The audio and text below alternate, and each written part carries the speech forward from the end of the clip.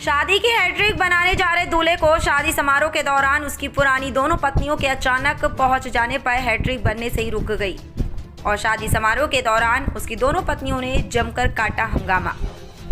जैसा कि आपको बताते चलें कि एक मनचले युवक ने अपनी पहली पत्नी के रहते उसे धोखा देकर दूसरे से शादी कर ली थी और दोनों से एक एक लड़की होने के बाद दोनों को धोखा देकर चुपचाप से तीसरी शादी की हैट्रिक बनाकर उसकी भी जिंदगी बर्बाद करने का प्रयास किया। लेकिन समय रहते इसकी भनक उसकी दोनों पत्नियों को लग गई और उसकी पोल खुल गई, जिससे एक और युवती की जिंदगी बर्बाद होने से बच गई। पुलिस ने तीसरी शादी करने से पहले ही दूल्हा सहित कई लोगों को हिरासत में लेकर थाने ले गए। आपको बताते चलें कि ये पूरा मामला झांसी जिले के मोंट थाना क्षेत्र के बसोबई गांव का है। यहां के रहने वाले विनय कुमार की बेटी दीपा की शादी 24 मई को जालौन जिले के एट निवासी जितेंद्र से होना तय थी। शादी की तमाम रस्में पूरी हो चुकी थीं। घर वाले बारात के इंतजार में थे। तभी विनीता व पूजा नाम की दो महिलाएं शादी के पंडाल में पहुंच गईं और दुल्हन के परिजनों को बताया कि वह जिस दूल्हा जितेंद्र से शादी कर रहे हैं उसकी वह पहली व दूसरी पत्नियां हैं और उनके एक एक लड़की भी है। ये कहानी सुनकर वधू पक्ष के होश उड़ गए। उन्होंने दोनों महिलाओं से जानकारी ली तो पता चला कि विनीता से 10 साल पहले जितेंद्र की शादी हो चुकी है। उसके बाद उसने पूजा नाम की महिला से पहली पत्नी की मौत होने का झांसा देकर शादी कर ली थी। अब वह दीपा से तीसरी शादी करने जा रहा था। इन महिलाओं के हंगामा एवं शिकायत के बाद मोंट थाना पुलिस ने शादी रुकवा दी। अब दोनों पत्नियां एवं होने वाली तीसरी पत्नी के परिजनों ने पुलिस से धोखेबाज जितेंद्र के खिलाफ कार्रवाई की मांग की है। झांसी से सुमित साहू के साथ निधि पटेलिया की रिपोर्ट।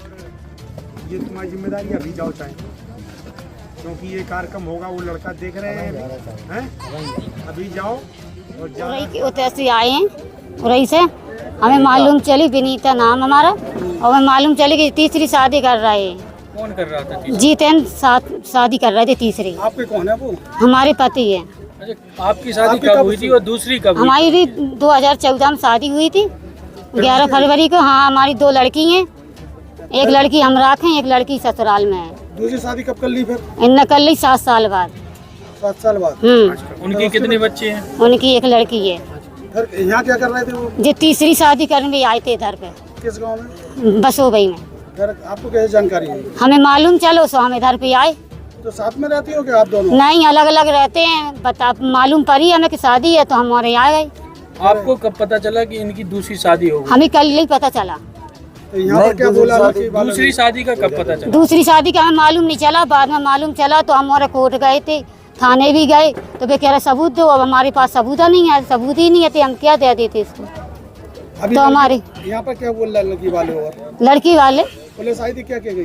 पुलिस विजयी कह गई है कि हाँ शादी रोक गई है कि शादी रुक गई है। हाँ, क्या घटना हुई है? हमारे पति तीसरी शादी कर रहे थे बसोबई गांव में। कहाँ रहती हैं आप? जिगनी राठ में रहती? जिगनी में रहते। राठ हमारा मतलब मोहल्ला है, कस्बा है। तो आपसे दूसरी शादी की है क्या? हाँ, हमसे दूसरी शादी की थी।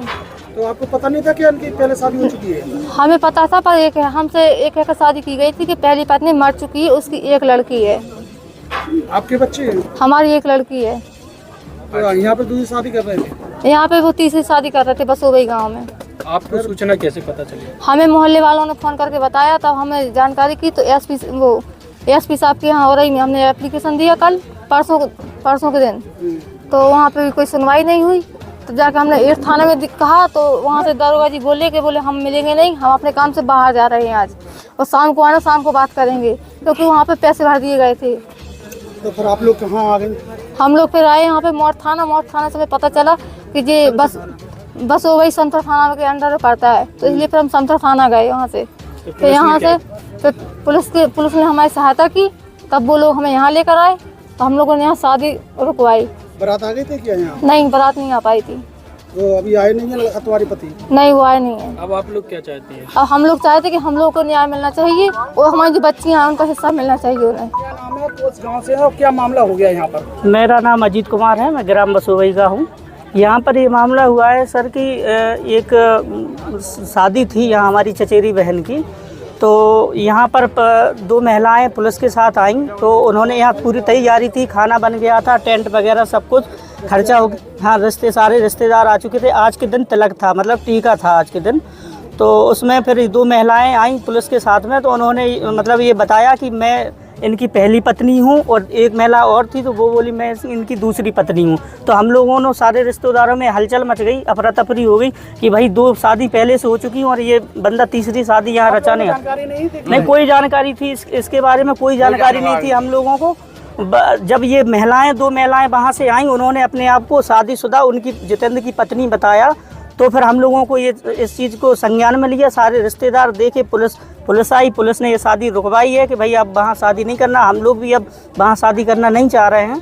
और इन 2 महिलाओं ने हम लोगों को सारी घटनाएं अपनी बताई हैं कि वो पहले से हमें चीट कर चुका है, धोखा दे चुका है, दूसरी पत्नी भी रखे हैं, उनसे बच्चे भी हैं, और तीसरी लड़की की ये ज़िंदगी ख़राब होने जा रही थी। तो इसलिए हम लोगों ने यहाँ पर शादी रुकवा दी है। बस ये चाहते हैं कि जो इन्होंने हमारे यहाँ से दान दहेज जो लिया है, मोटरसाइकिल दी गई थी, एक अंगूठी दी गई थी और कुछ नगद भी दिया था 50,000 रुपये के लगभग, तो वो सारा ये वापस हो जाए।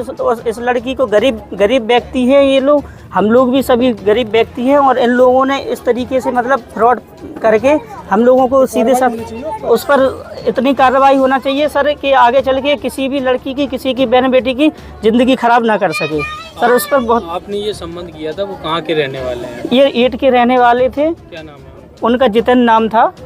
तो अपनी चाची के साथ नहीं, अब वहाँ नहीं शादी करेंगे, और उन पर कार्रवाई सख्त से सख्त कार्रवाई हो, ताकि वो किसी और को, हम लोग तो अभी जैसे बनते हैं तैसे अब इस बिटिया को निकाले दे रहे हैं, किसी और की बिटिया की भी ज़िंदगी ख़राब ना हो, उस पर काफ़ी कार्रवाई होना चाहिए।